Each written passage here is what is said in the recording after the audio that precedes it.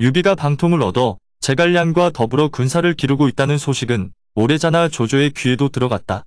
조조는 송건과 유비를 치러 원정을 떠나고 싶어도 서량의 마등이 걱정되어 그러지 못했다. 조조가 허도를 비웠을 때 마등이 서량의 군사들을 거느리고 쳐들어오면 본거지가 위태롭기 때문이다. 그런 조조의 걱정을 알고 순유가 한 가지 계책을 내놓았다. 그것은 송건을 친다는 핑계로 마등을 허도로 불러 죽이자는 것이었다. 출전군의 장군으로 마등의 벼슬을 높이고 천자의 명으로 부르면 마등은 허도로 올 수밖에 없을 것이라 했다. 조조가 들어보니 좋은 생각 같았다. 조조는 곧바로 사람을 뽑아 서량으로 마등을 부르러 보냈다. 마등은 지난날 동성과 함께 천자로부터 띠 속에 감춰진 조서를 받고 유비와 더불어 조조를 치기로 맹세한 적이 있었다. 마등은 허도에서 칙사가 와서 천자의 부름을 전하자 조조가 자신을 허도로 부르는 것임을 알았다. 마등은 그의 맏아들 마초를 불러놓고 의논했다. 마초는 마등이 허도로 가지 않으면 천자의 명을 거스른 죄를 뒤집어 씌울 것이니 안 갈 수는 없다고 했다. 차라리 허도로 가서 틈을 보아 지난날 못 이룬 뜻을 펼쳐보는 것이 좋을 것 같다고 했다. 그러나 함께 있던 마등의 조카 마대가 조조에게 해를 입을까 두려우니 가지 말라고 말렸다.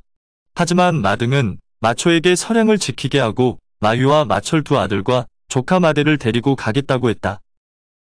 마등 생각에는 마초가 군사를 데리고 서량에 버티고 있는 이상 조조가 쉽게 자신을 해치지 못할 것으로 생각했다. 그리곤 서량병 5천을 거느리고 허도로 떠났다. 오래전에 허도에 이른 마등은 성문 밖에 군영을 차렸다.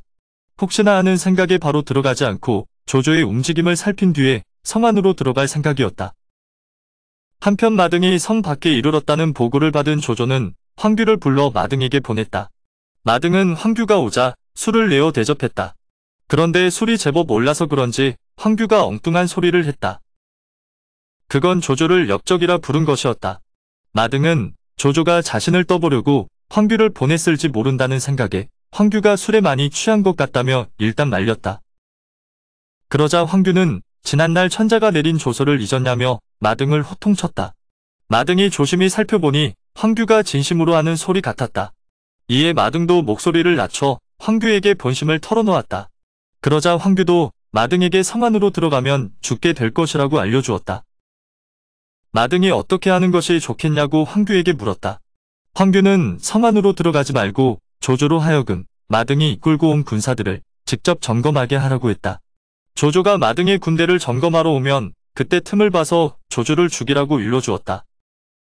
마등이 들어보니 좋은 계책인 것 같아서 그대로 따르기로 하고 두 사람은 헤어졌다. 마등과 헤어진 황규는 곧 집으로 돌아왔으나 술기운으로 복받친 감정이 쉽게 가라앉지 않았다. 그런데 황규의 첩중에 이춘향이란 여인이 있었다. 춘향은 황규의 처남 묘택이란 자와 눈이 맞아 남몰래 정분을 맺고 있었다. 그날 황규가 뭔가 분이하고 한스러워하는 기색을 보이자 춘향이 몰래 묘택을 만났다. 낮에 황규가 마등을 만나고 집으로 돌아와서는 왠지 분하고 한스러운 감정을 내비치고 있는데 그 이유를 모르겠다는 말을 춘향이 묘택에게 했다.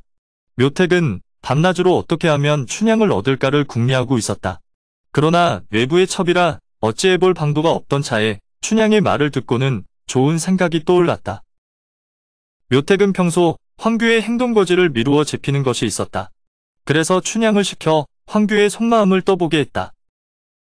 그날 밤 황규가 어수선한 마음을 달래려고 춘향의 방을 찾아드니 초저녁부터 꽃단장하고 기다리던 춘향이 온갖 교태를 부리며 황규를 맞았다.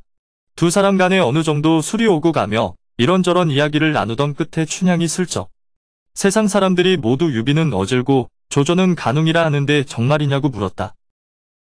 그런데 술에 취해서인지 춘향에게 빠져서인지 황규는 그 물음이 자기 속마음을 떠보기 위한 수작인 줄도 모르고 조조를 죽여 오랜 한을 풀겠다고 술김에 속마음을 털어놓고 말았다.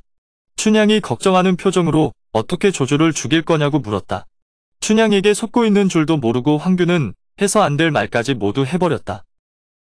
황규에게서 모든 것을 들은 춘향은 황규가 잠들기를 기다렸다가 묘택에게 가서 들은 그대로 전했다. 그러자 치정이 눈이 먼 묘택은 그게 누이의 집안을 풍비박산내는 일이란 걸 알면서도 곧바로 조조에게 달려가 황규가 한 말을 모조리 일러 바쳤다. 묘택의 말을 들은 조조는 곧 조음과 허조를 불러 무엇인가를 지시하고 하우영과 서왕을 불러 새로운 명을 내렸다. 그리고 황규의 집안 사람들을 남녀노소 가리지 않고 잡아들였다. 다음 날 아무것도 모르는 마등은 황규와 약속한 대로 서량의 군사들을 이끌고 성 가까이 이르렀다. 그곳에 붉은 기 한 무리와 승상의 기가 세워져 있는 게 보였다. 마등은 조조가 스스로 군사를 점검하기 위해 나온 줄 알고 말을 박차고 앞으로 나갔다. 그때 붉은 기가 좌우로 갈라지며 화살이 비 오듯 쏟아지기 시작했다. 마등이 놀라보니 앞선 장수는 조조가 아니라 조응이었다.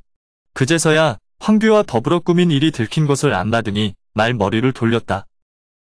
하지만 이미 때는 늦은 뒤였다.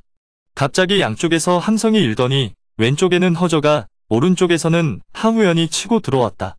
그리고 등 뒤에서 서왕이 치고 오니 서량군은 사방이 막혀 포위되고 말았다. 결국 마철이 화살에 맞아 죽고 마등과 마유는 화살에 맞고 쓰러져 조조군에 사로잡히고 말았다. 조조는 잡혀온 마등 부자와 황규를 한꺼번에 끌어냈다. 그때까지 시치미를 떼고 있던 황규는 죄 없는 자신을 왜 잡아왔냐며 조조에게 따졌다. 조조가 싸늘한 웃음을 흘리며 묘택을 불렀다. 그제서야 황규는 일이 어디서 어그러졌는가를 알았다.